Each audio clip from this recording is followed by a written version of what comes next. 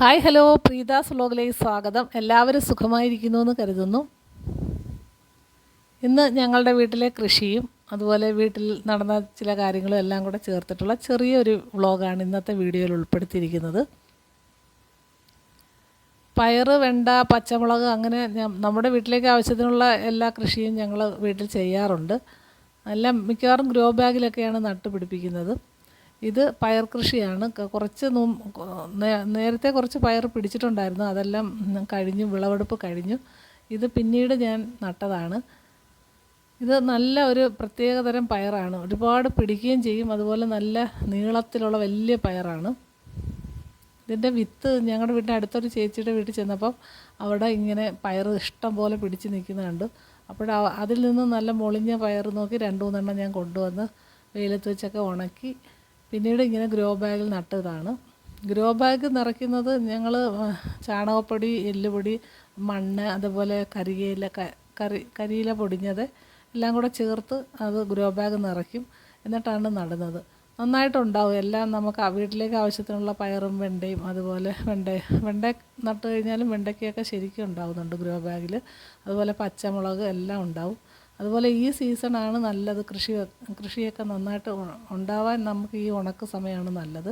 ഇനിയിപ്പം June July ആയി മഴയൊക്കെ ആയിക്കഴിഞ്ഞാൽ ഇതുപോലെ പയറൊന്നും പിടിക്കത്തില്ല, എല്ലാം അങ്ങ് പന്നലായിപ്പോവും. അതുപോലെ ചീര എല്ലാത്തിനും ഈ സമയം നല്ലതാണ്. പക്ഷേ നല്ല വെയിലായതുകൊണ്ട് ശരിക്കും വെള്ളം ഒഴിച്ചു കൊടുക്കണം, എങ്കിൽ മാത്രമേ ഉണ്ടാവുകയുള്ളൂ. അങ്ങനെ ഞാൻ രാവിലെ എൻ്റെ പയർ കൃഷിയൊക്കെ ഒന്ന് നോക്കി. കുറച്ച് നമ്മൾ തന്നെത്താനെ നട്ടുപിടിപ്പിക്കുമ്പോൾ അതിനകത്ത് വിത്തൊക്കെ പിടിച്ചൊക്കെ നിൽക്കുന്നത് കാണാൻ നല്ല രസമായിരിക്കും. അങ്ങനെ അതൊക്കെ ഒന്ന് നോക്കി. പിന്നീട് ഇത് ഫാഷൻ ഫ്രൂട്ടാണ്. നേരത്തെ ഞങ്ങളിവിടെ ഫാഷൻ ഫ്രൂട്ടായിരുന്നു പടർത്തിയിട്ടിരുന്നത്. പിന്നീട് ഇപ്പോൾ അതൊരു മാവിൻ്റെ മുകളിലോട്ട് പടർന്നു കയറി ശരിക്കും ഫാഷൻ ഫ്രൂട്ട് പിടിച്ചിട്ടുണ്ട്. അത് നമുക്ക് വിളഞ്ഞതെന്നുണ്ടെങ്കിൽ വെള്ളം കുടിക്കാൻ വേണ്ടി നോക്കിയതാണ്. അന്നേരം നല്ലോണം വിളഞ്ഞത് കിട്ടിയിട്ടില്ല. അത് ഈ മഞ്ഞ കളറ് മാറി നല്ലൊരു റെഡ് കളറ് വരും. അന്നേരമാണ് നല്ലത്, ടേസ്റ്റാണ് വെള്ളം കുടിക്കാൻ. പിന്നെ ഇവിടെയൊക്കെ കുറേ കൃഷി ഉണ്ടായിരുന്നു, അതെല്ലാം ഇപ്പം ഉണക്ക് കാരണം കുറേയൊക്കെ ഉണങ്ങിപ്പോയി. പിന്നെ പച്ചമുളകൊക്കെ നിൽപ്പുണ്ട്. പിന്നെ വെയിലുള്ളത് കൊണ്ട് കുറച്ച് തേങ്ങ പൊട്ടിച്ച് വെച്ചിരിക്കുകയാണ്. അങ്ങനെ അതിൻ്റെ അകത്ത് കുറേയൊക്കെ കൊപ്രയായി ഇരിപ്പുണ്ട്. അതും കൂടെ ഇങ്ങനെ ശരിയാക്കി. ഇനിയിപ്പോൾ ഇത് 2 ദിവസം കഴിയുമ്പോൾ ഉണങ്ങി നമുക്ക് അതിനകത്തുനിന്ന് ഇളകി വരും. അന്നേരം പിന്നെ പെട്ടെന്ന് ഇപ്പം നല്ല വെയിലല്ലേ, അതുകൊണ്ട് പിന്നെ ഉണക്കിയെടുക്കാനൊന്നും വലിയ പാടില്ല. ഇത് കുപ്പച്ചീര എന്ന് പറയും. ഞങ്ങളിവിടെയൊക്കെ കുപ്പച്ചീര എന്നാണ് പറയുന്നത്. ചെറിയ ഇലയുള്ള ഒരു സൈസ് ചീരയാണ്, പക്ഷേ നല്ല ടേസ്റ്റാണ് അത് തോരൻ വെക്കാനായിട്ട്. അങ്ങനെ അവിടെ നിൽക്കുന്നുണ്ട്, അത് പറിച്ചു. പിന്നെ തേങ്ങ പൊട്ടിച്ച് വെച്ചപ്പം കുറവായതുകൊണ്ട് പിന്നീട് കുറച്ച് തേങ്ങയും കൂടെ കൊണ്ടുവന്ന് പൊട്ടിക്കുകയാണ്. നമ്മൾ കുറച്ച് തേങ്ങയെങ്കിലും ഉണ്ടെങ്കിൽ മാത്രമേ മില്ലിൽ ആട്ടി എടുക്കാൻ പറ്റുള്ളൂ. അതുകൊണ്ട് അവിടെ ഇരുന്ന ബാക്കി ഉണക്കത്തേങ്ങയും കൂടെ അതിൻ്റെ കൂടെ ചേർത്ത് പൊട്ടിച്ച് വെക്കാമെന്ന് വിചാരിച്ചു.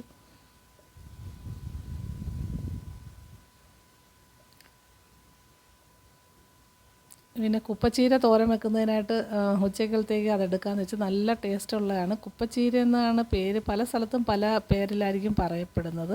ഇവിടെ ഞങ്ങളുടെ നാട്ടിൽ കുപ്പച്ചീര എന്ന് പറയുന്നത്. നമ്മുടെ സാദാ ചീര, വലിയ ചീരയല്ല, മറ്റേ കുഞ്ഞു കുഞ്ഞു ഇലയുള്ള ഒരുപാട് വളരാത്ത ഒരു സൈസ് കൊച്ചു ചീര. അതിങ്ങനെ വൃത്തിയാക്കി എടുക്കാൻ നല്ല പാടാണ് കേട്ടോ. അതിൻ്റെ കൂടെ ചക്കക്കുരുവും കൂടി ഇട്ട് തോരൻ വെക്കുന്നതാണ് ഏറ്റവും ടേസ്റ്റ്. ഇതൊക്കെ പഴയ രീതിയിലുള്ള കറികളാണ്. ഇപ്പോഴത്തെ കുട്ടികൾക്കൊക്കെ അറിയാമോന്ന് അറിയില്ല. പക്ഷേ ആ ചക്കക്കുരു നല്ല ചെറുതായിട്ട് അരിഞ്ഞ് മഞ്ഞളും ഉപ്പും ഒക്കെ ഇട്ട് നന്നായിട്ട് വേവിക്കുക. അതിനുശേഷം ഈ ചീര നന്നായിട്ട് അരിഞ്ഞത് അതിലിട്ട് കൊടുക്കുക. പിന്നെ തേങ്ങയ്ക്കകത്ത് കാന്താരി മുളകുണ്ടെങ്കിൽ ഏറ്റവും നല്ലതാണ്. കുറച്ച് അവരവരുടെ എരിയുടെ ആവശ്യത്തിനനുസരിച്ചുള്ള കാന്താരി മുളകും പിന്നെ വെളുത്തുള്ളിയും കൂടെ ചതച്ച് ഇതിനകത്ത് ഇടുക. എന്നിട്ട് പിന്നെ നമുക്ക് ഇത് ഒന്നുകൂടെ ഒന്ന് നോക്കിയിട്ട് ഉപ്പിട്ടാൽ മതി. കുറച്ച് ഉപ്പ് നമ്മൾ ആ ചക്കക്കുരു വേവിക്കുമ്പോൾ ഇടുമല്ലോ, അതുകൊണ്ട് നോക്കിയിട്ട് ഇടാം. അല്ലെങ്കിൽ ഉപ്പ് കൂടിപ്പോവും. എന്നുവെച്ചാൽ ഈ ഇലത്തോരനെല്ലാം അങ്ങനെ ആണല്ലോ, താന്നങ്ങ് പോവും. അതുകൊണ്ട് അത് നോക്കി വേണം ഉപ്പിടാൻ. അതിനുശേഷം ഒന്ന് അടച്ച് വെച്ച് വേവിക്കുക. വേവിച്ചതിന് ശേഷം പിന്നെ പച്ച വെളിച്ചെണ്ണ ഒഴിച്ച് ഇങ്ങനെ എടുക്കുക, തോർത്തി എടുത്താൽ മതി. ഇത് പഴയ ആൾക്കാർക്കൊക്കെ അറിയാവുന്ന ഒരു കറിയായിരിക്കും. ഇപ്പോഴത്തെ പുതിയ തലമുറക്കാർക്ക് അറിയാമെന്ന് അറിയത്തില്ല. ഇതുപോലെ അയ്യത്തൊക്കെ പറമ്പിലുമൊക്കെ കുപ്പച്ചീര ഉണ്ടെങ്കിൽ ഇങ്ങനെ ഒന്ന് വെച്ച് നോക്കൂ. വളരെ നല്ലതാണ്, നല്ല ടേസ്റ്റാണ്. പിന്നെ മീൻ കിട്ടിയത് നെത്തോലിയാണ്. ഇപ്പം മീനൊക്കെ ഭയങ്കര ക്ഷാമം പോലാണ്, ഭയങ്കര വിലയും ഭയങ്കര ക്ഷാമമാണ്. അങ്ങനെ നെത്തോലി ഒരു ചെറിയ മീനല്ല എന്ന് പറയുന്നത് പോലെ ഇവിടുത്തെ ആൾക്കാരുടെ ഏറ്റവും പ്രിയപ്പെട്ട ഒരു മീനാണ് നെത്തോലി. അങ്ങനെ നെത്തോലി കിട്ടിയിട്ടുണ്ട്. നെത്തോലിയും പിന്നെ വേറെ മത്തിയും ഉണ്ടായിരുന്നു. അത് മത്തി ഞാനങ്ങ് ഫ്രിഡ്ജിൽ വെച്ച് നെത്തോലി എടുത്ത് കറി വെക്കാമെന്ന് കരുതി. അത് പച്ച അരച്ച് വെക്കുന്നതാണല്ലോ നല്ലത്, അതുകൊണ്ട് അങ്ങനെ പച്ച അരച്ച് വെക്കുകയാണ്. നെത്തോലി നുള്ളി എടുക്കാനുള്ള ഒരു കഷ്ടപ്പാടേ ഉള്ളൂ. നുള്ളി എടുത്തു കഴിഞ്ഞാൽ പിന്നെ പെട്ടെന്ന് കാര്യങ്ങളൊക്കെ ചെയ്യാൻ പറ്റും. അങ്ങനെ ഇന്ന് നെത്തോലി കറിയും ചീര തോരനും പിന്നെ ഞാൻ 1-2 കറിയും കൂടെ ഒക്കെ വെച്ചിട്ടുണ്ട് കേട്ടോ. പക്ഷേ അത് ഞാൻ എല്ലാം കൂടെ എടുത്ത് വീഡിയോയിലിട്ട് ഭയങ്കര ലെങ്ത് ആകുമെന്ന് എടുത്തിട്ടാണ് അതൊന്നും എടുക്കാഞ്ഞത്. ഞാൻ ആ പച്ചക്കറി പറിക്കാൻ പോയ സമയത്ത് കോവയ്ക്ക നിൽക്കുന്ന കണ്ടായിരുന്നു. അങ്ങനെ കോവയ്ക്കയും കൂടെ ഞാനൊരു മെഴുക്കുരുട്ടി വെച്ചു.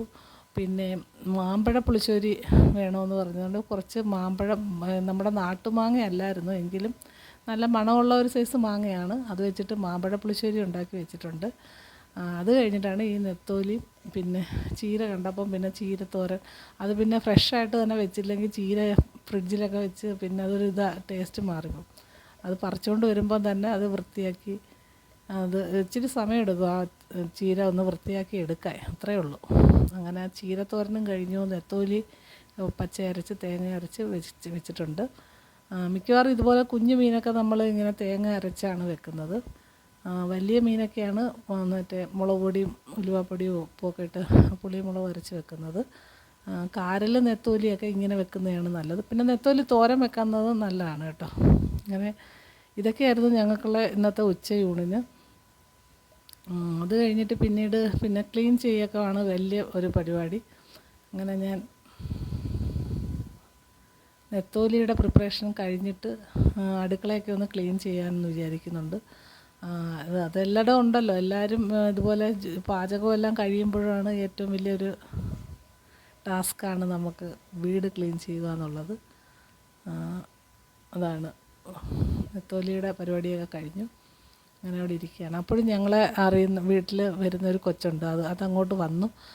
അതിന് വീഡിയോ കാണിക്കില്ലെന്ന് കമ്പൽസറി നിർദ്ദേശമുണ്ട്. അതുകൊണ്ട് ഞാൻ പിന്നെ വീഡിയോയിൽ അവളെ കാണിക്കുന്നില്ല.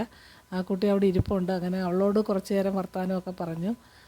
പിന്നീട് ഇവിടെയൊക്കെ ക്ലീൻ ചെയ്യുകയാണ്. ക്ലീൻ ചെയ്യുന്ന പിന്നെ എല്ലാ ജോലിയും തീർത്തിട്ടാണ് ഞാൻ അടുക്കള ക്ലീൻ ചെയ്യുന്നത്. അല്ലെങ്കിൽ പിന്നെയും ഓരോരോ പാത്രങ്ങളിങ്ങനെ കൂടി വരും. അപ്പോഴാണ് ഇത് രാവിലെ ഒരു കപ്പയ്ക്ക പഴുത്തത് അവിടെ നിൽപ്പുണ്ടായിരുന്നു. അത് ഇങ്ങനെ അരിഞ്ഞ് അടച്ചു വെച്ചിരുന്നു. തുറന്നു വെച്ചാൽ ഈ എന്തെങ്കിലും പറ്റും, അതുകൊണ്ട് അടച്ചു വെച്ചിരുന്നത് കൊണ്ട് കണ്ടില്ല. അപ്പോൾ ഈ ക്ലീനിങ്ങിൻ്റെ ഇടയിലാണ് അത് കണ്ടത്. അങ്ങനെ അതൊക്കെ പറക്കി തിന്നു.